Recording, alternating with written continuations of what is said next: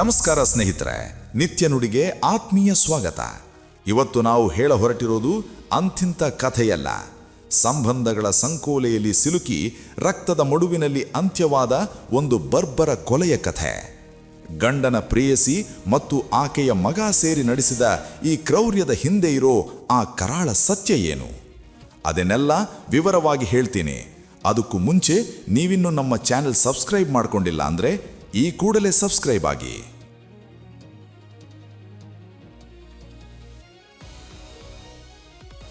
ಅಬ್ಬಬ್ಬಾ, ಹೊರಗಿನಿಂದ ನೋಡೋಕೆ ಎಂಥ ಸುಂದರವಾದ ದೊಡ್ಡ ಮನೆ ಅಲ್ವಾ?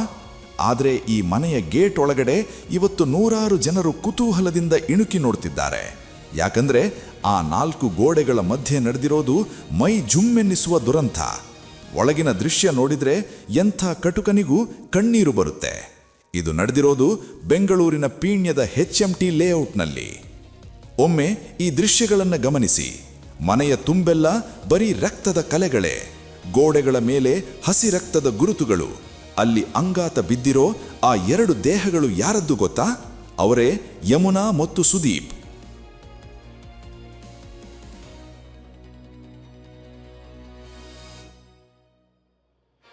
ಪಾಪ, ಆಂಬ್ಯುಲೆನ್ಸ್ನಲ್ಲಿ ಶವಗಳನ್ನು ಹೊತ್ತೊಯ್ಯುವಾಗ ಅಲ್ಲಿದ್ದವರ ಕಣ್ಣಾಲಿಗಳು ಒದ್ದೆಯಾಗಿದ್ವು. ಆದರೆ ಈ ಇಬ್ಬರ ಸಾವಿಗೆ ಕಾರಣ ಯಾರು ಅನ್ನೋದು ಗೊತ್ತಾದ್ರೆ ನೀವು ಬೆಚ್ಚು ಬೀಳೋದು ಗ್ಯಾರಂಟಿ. ಇಲ್ಲಿ ಕಾಣ್ತಿದ್ದಾಳಲ್ಲ, ಇವಳೇ ಛಾಯಾ. ಇವಳ ಜೊತೆ ಇರೋ ಆ ಮೀಸೆ ಬಾರದ ಹುಡುಗ. ಇವರಿಬ್ಬರೇ ಸೇರಿ ಯಮುನಾ ಮತ್ತು ಆಕೆಯ ಸಹೋದರ ಸುದೀಪ್ನನ್ನ ಹತ್ಯೆ ಮಾಡಿರೋದು. ಇಷ್ಟಕ್ಕೂ ಈ ಕೊಲೆಗೆ ಕಾರಣವೇನು ಅನ್ನೋದನ್ನ ಸ್ವತಃ DCP ನಾಗೇಶ್ ಅವರೇ ಏನು ಹೇಳಿದ್ದಾರೆ ಅಂತ ನೀವೇ ಕೇಳಿ.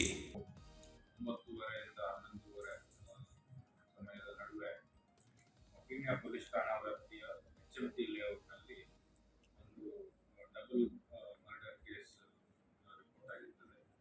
ಇದರಲ್ಲಿ ಮಹಿಳೆ ಯಮುನಾ ವಯಸ್ಸು 35 ಮಲ್ಲೇಗೌಡ ಮತ್ತು ಅವರ ಸಹೋದರ ಸುದೀಪ್ ವಯಸ್ಸು 34 ವರ್ಷ.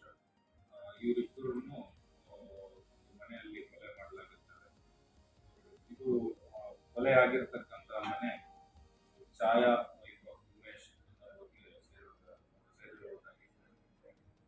ಹಿನ್ನೆಲೆ ನಮಗೆ ನೀಡಿರುವ ದೂರಿನಂತೆ ಮಲ್ಲೇಗೌಡ ಮೃತ ಯಮುನಾ ಅವರ ಹಸ್ಬೆಂಡ್ ಆದಂತಹ ಮಲ್ಲೇಗೌಡ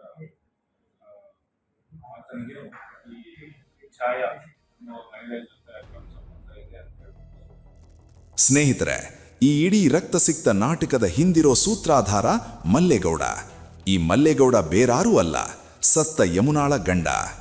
ಯಮುನಾಳಿಗೆ ತನ್ನ ಗಂಡ ಮಲ್ಲೇಗೌಡ ಮತ್ತು ಈ ಛಾಯಾ ನಡುವೆ ಅಕ್ರಮ ಸಂಬಂಧ ಇದೆ ಅನ್ನೋದು ಗೊತ್ತಾಗಿತ್ತು.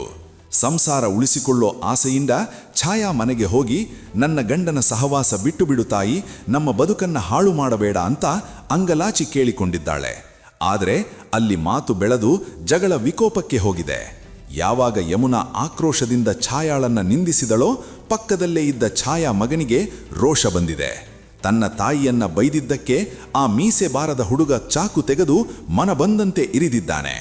ಅಡ್ಡ ಬಂದ ಸುದೀಪ್ನನ್ನು ಬಿಡದೆ ಇಬ್ಬರನ್ನು ಹೆಣವಾಗಿಸಿದ್ದಾನೆ.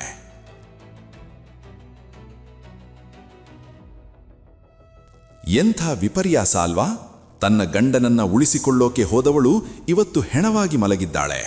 ಅಪ್ರಾಪ್ತ ಹುಡುಗನ ಈ ರಕ್ತದಾಹ ಇಡೀ ಏರಿಯಾವನ್ನೇ ನಡುಗಿಸಿದೆ. ನೂರಾರು ಜನ ಇವತ್ತು ಆ ಮನೆಯ ಮುಂದೆ ನಿಂತು ಅಯ್ಯೋ ಅಂತಿದ್ದಾರೆ. ಅಕ್ರಮ ಸಂಬಂಧ ಎಂಥ ಸುಂದರ ಸಂಸಾರವನ್ನ ಸ್ಮಶಾನ ಮಾಡುತ್ತೆ ಅನ್ನೋದಕ್ಕೆ ಇದೇ ಸಾಕ್ಷಿ. ಈ ಬಗ್ಗೆ ನಿಮ್ಮ ಅನಿಸಿಕೆ ಏನು ಅನ್ನೋದನ್ನ ತಪ್ಪದೆ ಕಮೆಂಟ್ ಮಾಡಿ ತಿಳಿಸಿ. ನಾಳೆ ನಿತ್ಯ ನುಡಿ ಕನ್ನಡದಲ್ಲಿ ಮತ್ತೊಂದು ನೈಜ ಕ್ರೈಮ್ ಸ್ಟೋರಿಯೊಂದಿಗೆ ನಿಮ್ಮ ಮುಂದೆ ಬರ್ತೀನಿ. ಅಲ್ಲಿಯವರೆಗೂ ನೋಡ್ತಾ ಇರಿ ನಿತ್ಯ ನುಡಿ. Take care and good bye.